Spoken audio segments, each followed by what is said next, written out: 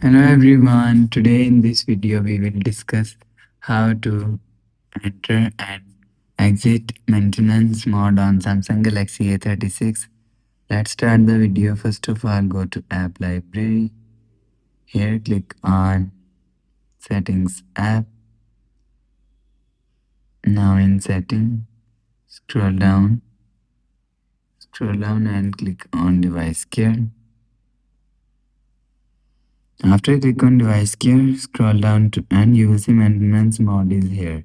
If you want to enter maintenance mode, so click on maintenance mode and click on turn on and restart. After restart, you will see maintenance mode is enter.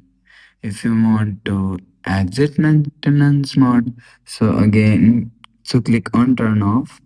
After click on turn off and again click on restart, you will see maintenance mode is exit. So you will enter or exit maintenance mode from here. After the process, go back to home screen. So that's how you can enter and exit maintenance mode on Samsung Galaxy A36. If you like the video, please subscribe. Thanks for watching.